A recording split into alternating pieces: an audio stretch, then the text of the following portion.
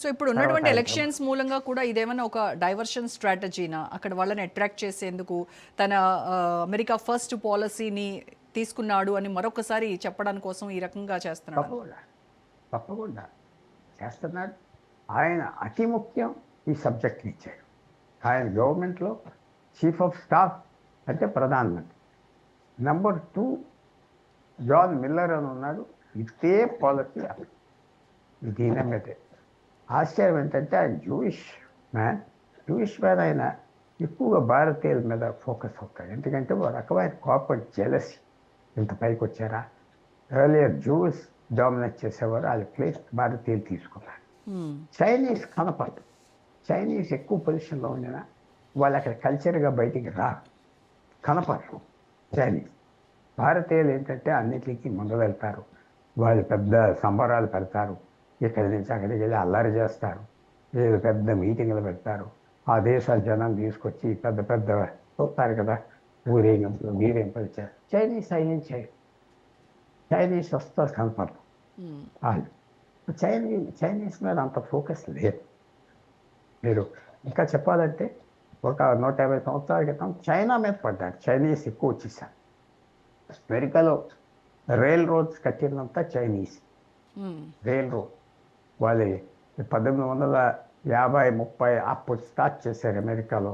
Train to rail వాళ్ళే కట్టారు మొత్తం. అక్కడి నుంచి తీసుకొచ్చిన లేబర్ అక్కడే సెటిల్ అయ్యారు. వాళ్ళు చాలా హీనంగా చూశారు. జాపనీస్ కూడా హీనంగా చూశారు.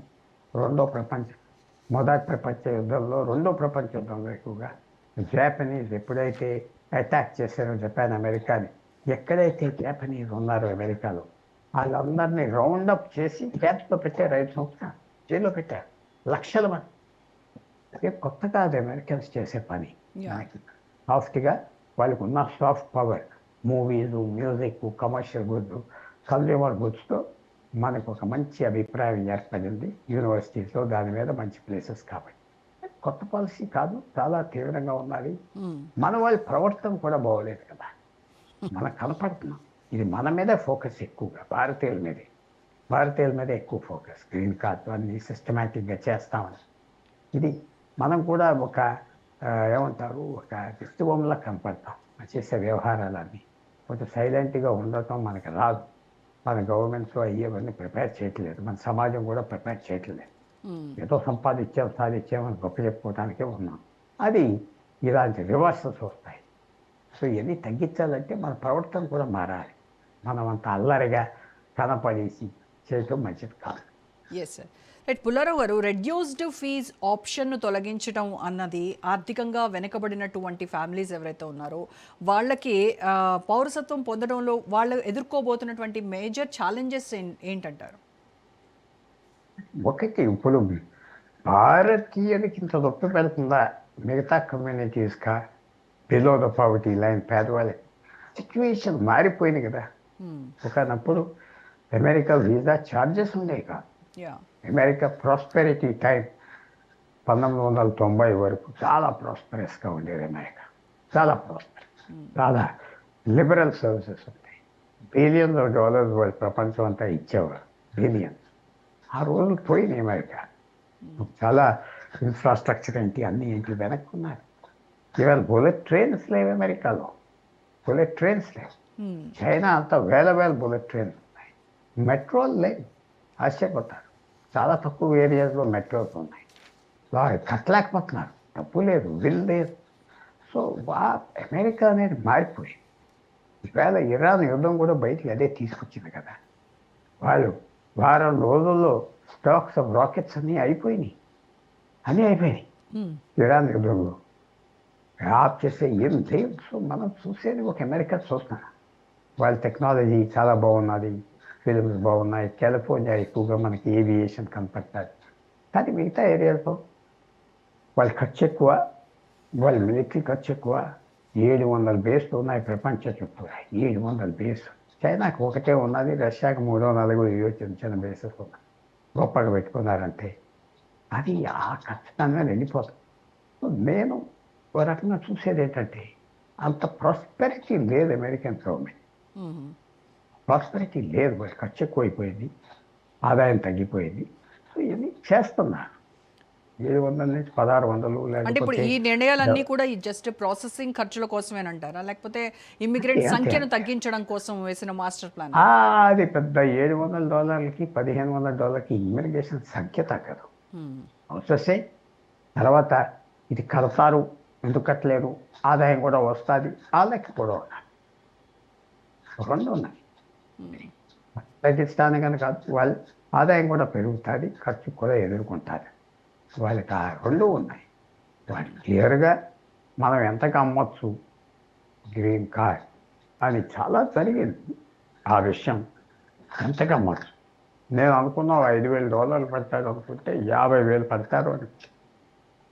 మళ్ళీ కొంతవరకు తగ్గిపోయింది. కానీ తప్పకుండా మీరు చూడబోయేది గ్రీన్ కార్డ్ మీద రాబోయే రోజుల్లో వచ్చే వాళ్ళకి బాగా పెంచుతారు ఖర్చు. బాగా చాలా చేంజెస్ తీసుకొచ్చేది ట్రంప్. చాలా నిద్ర లేపాడు అందరికీ. పర్టిక్యులర్గా భారతీయులకి ఇది ఒక షాక్. భారతీయులు పాకిస్తానీస్ కూడా దీంట్లో చాలా అడ్వాన్స్గా ఉన్నారు మనకంటే. సౌత్ ఏషియా పాకిస్తానీస్, శ్రీలంక, అలాగే మిడిల్ ఈస్ట్ పీపుల్ కూడా లాయర్లు పెట్టుకోవటం, లంచాలు ఇవ్వటం, ఖర్చులు చేయటం, పాసులు పెట్టుకోవటం, అక్కడ ఉన్న ఎంపీలు కోటా ఉంటుంది, వాళ్ళతో ఫోన్ చేయించుకోవటం పెద్ద నెట్వర్క్ ఉంది. ఇది ఈ ప్రాంతం వాళ్ళు అందరూ నేర్చుకున్నారు. గేమ్ చేస్తున్నారు సిస్టమ్, గేమ్. అందువల్ల మనకి ఇది ఒక రకంగా చెప్తే ఇది మార్కెట్ రేట్ కాదు. ట్రంప్ చాలాసార్లు మార్కెట్ రేట్ అన్నాడు. మన ఏదో $5 మిలియన్ వీసా అమ్మేది కదా, గ్రీన్ కార్డ్ అమ్మేది కదా, అది $1 ట్రిలియన్ పోగు చేస్తాం అనుకున్నాడు. అంత చేయలేదు. ఆ స్కీమ్ అందరు మర్చిపోయారు, ఫెయిల్ అయిపోయింది. $5 మిలియన్ పెట్టేది కాబట్టి. అదే $1 మిలియన్ పెడితే చాలామంది భారతీయులు కొనుక్కోండి. చాలామంది డబ్బు ఉన్న వాళ్ళు అక్కడికి వెళ్ళిపోదాం, డబ్బు దాచుకుందాం అని ఏదో ఆశలు ఉంటాయి. అందువల్ల పూర్తిగా మార్కెట్ రేట్ పెట్టలేదు.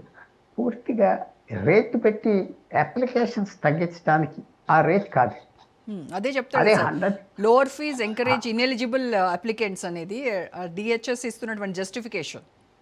అదైతే ఇన్ఎలిజిబుల్ అంటే సరదాగా పెట్టిన వాళ్ళకి అది ఖర్చు. ఈ ప్రాసెసింగ్ చాలా ఖర్చు ఉంటుంది అక్కడ. చాలా బ్యూరోక్రసీ, చాలా రెడ్ టేప్, చాలా. సో అది కూడా ఒక పాయింట్గా నేను సింపథెటిక్గా కన్సిడర్ చేస్తాను. ఇన్ఎలిజిబుల్గా అంటే మీరు చెప్పిన దాని ప్రకారం ఏం తీసుకోకూడదంటే ఇది మార్కెట్ రేట్ లేకపోతే వాళ్ళకి డిపార్ట్మెంట్కి బడ్జెట్ ఉంది. డిపార్ట్మెంట్ ఆఫ్ హోమ్ల్యాండ్ సెక్యూరిటీ ఏదైతే బోర్డర్ కలుపుతున్నారు, ఏదైతే ఇమిగ్రేషన్ సర్వీస్ ఉన్నది, ఏ మినిస్ట్రీ అయితే ఇప్పుడు 1000 మందిని రిక్రూట్ చేస్తున్నారు, రోజుకి 1000 మందిని పట్టుకుంటున్నారు, వీసా లేని వాళ్ళని తిరిగి పంపిస్తున్నారు. సెల్ఫ్ డిపోర్టేషన్ స్కీమ్ ఉన్నది. ఎవరైనా వచ్చి మేము వెళ్ళిపోతున్నామని అప్లై చేస్తే $7,500 ఇస్తున్నారు మనిషికి. సో మన వాళ్ళ పాలసీ అలా ఉంది.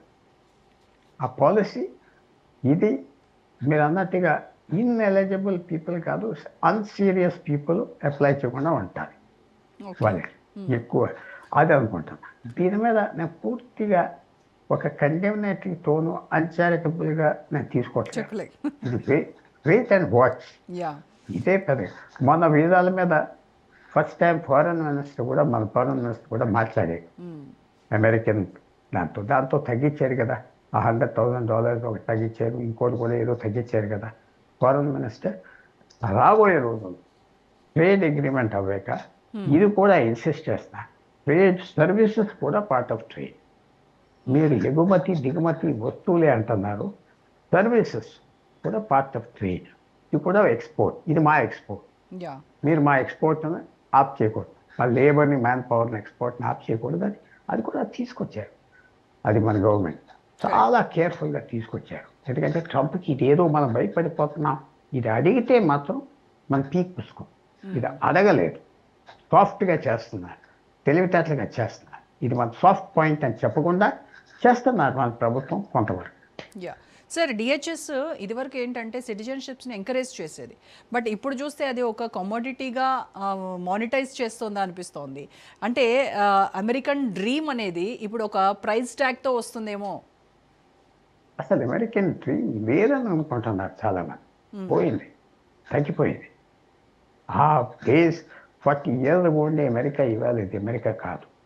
40 సంవత్సరాల క్రితం ఒక కుటుంబానికి ఒక మనిషి పనిచేస్తే ఆ ఇంట్లో అందరికీ కారు ఉండేది, సొంత ఇల్లు ఉండేది, ఫ్యామిలీ ఆఫ్ 4 బ్రతకగలరు. ఒక్క మనిషి పని చేస్తే అవును. అది పెద్ద పని కూడా కాదు, లేబరర్గా పనిచేసినా సరిపడేది. మీరు చూడండి, మీకు లిటరేచర్లో చాలా కనపడుతుంది. ఇప్పుడు ఆ మనిషి 3 ఉద్యోగాలు చేయాలి, ఆయన భార్య కూడా పని చేయాలి. ఆ స్టేటస్ ఉంటుంది, సొంత ఇల్లు ఉంటుంది. ఇవాళ సొంత ఇల్లు కూడా లేకుండా ఉన్నారు అమెరికన్. అమెరికన్స్ తెల్లవాళ్ళు ఆడవాళ్ళు ఎర్లియెస్ట్ డెత్ చచ్చిపోయేది తెల్ల ఆడవాళ్ళు. రైట్. మీకు తెలుసో తెలీదు, ఎక్కువ వాళ్ళే చచ్చిపోతున్నారు బర్డెన్ బేర్ చేయలేక. ఫ్యామిలీస్ బ్రేక్ డౌన్ అయిపోయి ఆ పిల్లల్ని పైకి తేలేక ఆ పిల్లలు వాళ్ళతో పడేసి వెళ్ళిపోవటం. 3 ఉద్యోగాలు చేస్తారు, లో పేయింగ్ జాబ్స్, లో పే. సో చేంజ్ ఉంటుంది అమెరికా. ఈవేళ గోల్డెన్ అమెరికా 40 సంవత్సరాల క్రితం అయితే కాదు. ఇంకా పెద్ద ల్యాండ్, పెద్ద ప్రాస్పెక్ట్స్ ఉన్నాయి. మధ్య తరగతి వాళ్ళు వెళ్తే అక్కడ ఇంప్రూవ్ అవుతాయి.